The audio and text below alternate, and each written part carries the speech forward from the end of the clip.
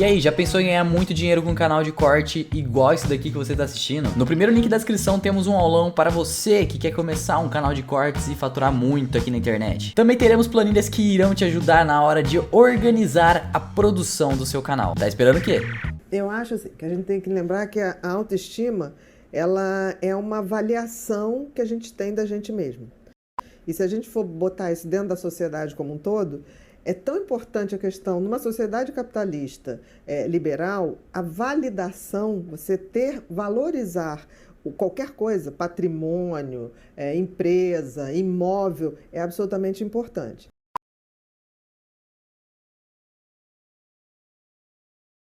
Isso aí tem um patamar grande de valor para uma pessoa. Mas isso te dá uma autoestima? O respeito é amizade? Não necessariamente, porque a autoestima ela precisa, mais do que ter um valor fictício, ela precisa ter um valor individual. Então é uma coisa subjetiva. Eu não posso te validar ou dar valor a uma característica sua, porque na autoestima, auto é da própria pessoa. Isso. Você tem que se dar esses valores e isso tem que ser de base para que você se sinta bem e possa exercer esse valor no mundo. E se eu tenho essa baixa autoestima, meu valor... Com certeza. A pessoa não se vê como ela é. Existe ser humano perfeito? Não existe ser humano perfeito. A gente tem qualidades, a gente tem defeitos e a gente tem disfuncionalidades, coisas que não funcionam absolutamente bem. A grande questão é a gente aceitar isso. Porque eu vejo que as pessoas que têm baixa autoestima, elas acham que nada é mutável, ou seja, elas são ruins e nada vai mudar aquilo. Ou as pessoas que têm um ego, um narcisismo ou uma coisa inflada, que elas são maravilhosas. Não tem a pessoa que seja tão ruim assim, nem tem a pessoa que seja tão maravilhosa. Então, assim, esse equilíbrio da gente ver com olhos mais reais do que a gente tem de bom, do que a gente não tem de tão bom e o que a gente pode mudar. Esse é o processo, né? Para a gente começar a fazer esse valuation da gente, do que a gente tem. Uma coisa que é muito importante para uma autoestima, você falou amigos, respeito, isso ainda depende do outro, a amizade depende do outro. A coisa mais importante para a formação de uma autoestima é a essência da pessoa. É assim, o que aquela pessoa tem na sua índole, tem na sua essência de sentimento e o que a pessoa tem como talentos essenciais. Por exemplo, uma criança nasce, é muito normal que ela já tenha talentos. Tem crianças que nascem com muita facilidade de tocar instrumentos, tem crianças que nascem com muita facilidade de desenhar. E eu noto que muitas vezes os pais bloqueiam isso. Porque aí tem uma moda que a criança nasce, se for hoje, o menino faz futebol, faz luta, a menina faz balé e outra coisa. Espero que isso mude. Então você acaba matando talentos que se manifestavam antes de qualquer coisa. Porque tem sempre os esportes da modinha, como tem várias modinhas. Mas o talento não é uma moda.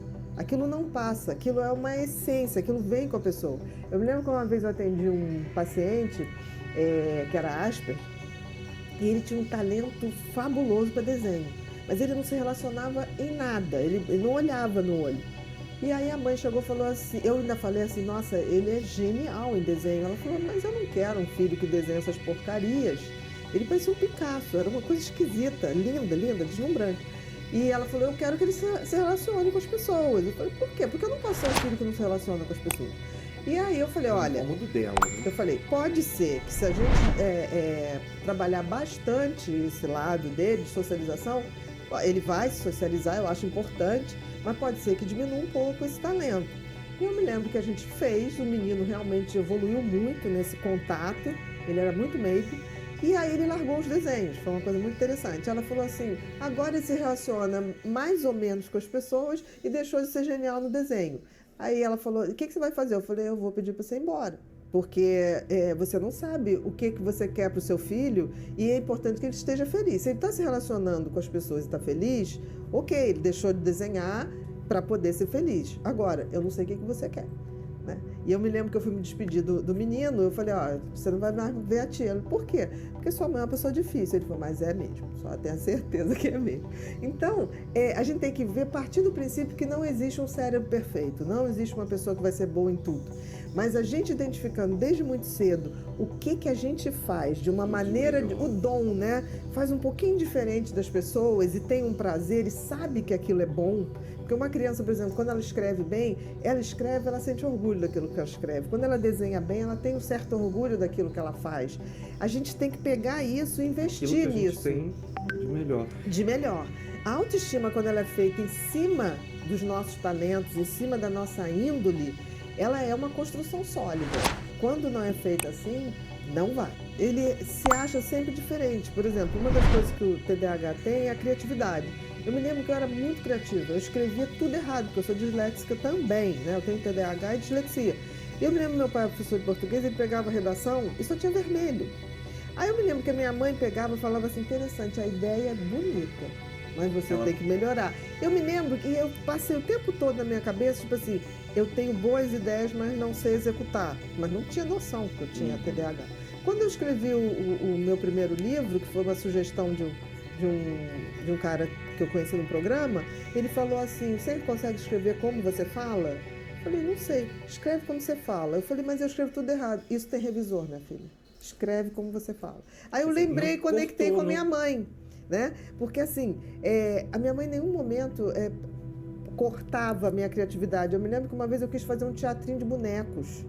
E a minha mãe montou uma casinha, forrou com papel de encapar da turma da Mônica, botou iluminação e eu rodava aquele teatro e ficava fazendo teatro. Só tinha minha mãe e minha avó para assistir. Ah, né? Ótimo. Mas me criou o hábito do teatro, era uma coisa que... Então, eu tô dizendo inibiu, que... não, e não inibiu, filha, você não vai ter jeito para isso. Exatamente, exatamente. Então, assim, a autoestima tem muito a ver se a gente tem a sensibilidade de captar o que a pessoa tem de melhor, de captar seus talentos e não atrapalhar, deixar aquilo se desenvolver. Se não puder ajudar, não atrapalha. Em questão de talentos, de dons, eu sempre falo isso, nunca atrapalhe.